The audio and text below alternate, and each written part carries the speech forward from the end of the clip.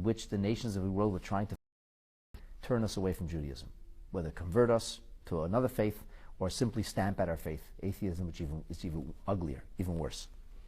And he says, Gazru hagoyim shmad al Yisrael, our enemies decreed against the Jewish people to stamp out their faith, to abandon their faith. Shaleis asku b'Torah.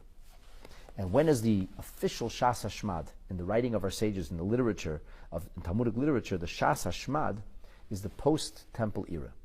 The post-temple era where the Jewish people began to flourish, and then things got really bad again. Then things got really bad. The Romans tried to persecute us. They tried not only to destroy our national pride, they tried actually to stamp out the Jewish religion. So they wanted to destroy us materially, but also spiritually.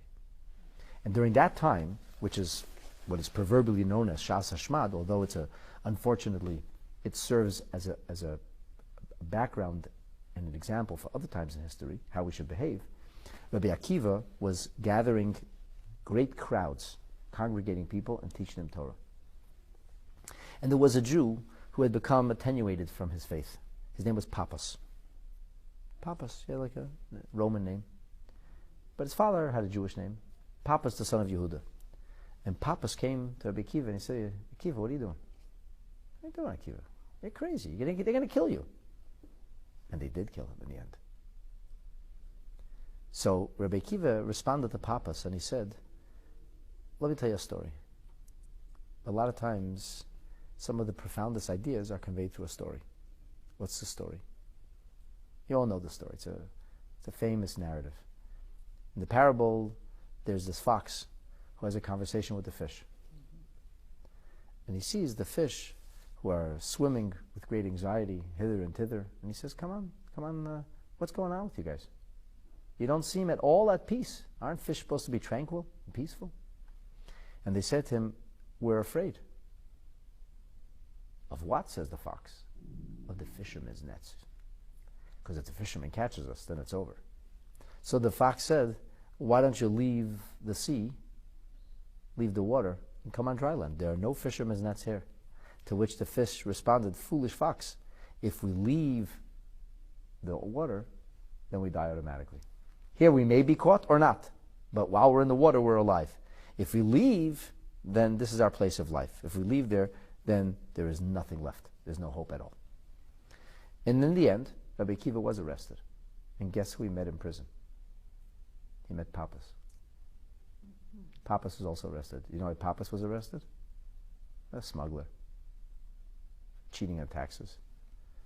And Papas, with great sadness and brokenheartedness, looked at Rabbi Akiva and he said, I wish I was you. He said, Ashrecha, how fortunate are you, shenitfasta al divrei Torah. You're sitting here because you taught Torah. And I'm sitting here because I'm a smuggler. Neither made it. But why did Rabbi Akiva die? For what did he die? What was the memory he left on that lingers on for eternity of who Rabbi Akiva was? And all we only know Papas because he tangled with Rabbi Akiva. We don't know Papas he didn't do anything great. So the Sha'ar HaChaim says that's the meaning of this pasuk. They try to make us forget. They will never succeed. And he says David HaMelech here speaks in the voice of loyal Jewish people in times of great turmoil. When he says, La'olam le'eshkach pikodecha, we will never forget. Why? Because we recognize and understand and know ki vamchi yisani. That's our source of life. That's our source of life. And without Torah mitzvahs, we're left. We are bereft and left with nothing. Now, I want to return to the opening volley here of La'olam le'eshkach.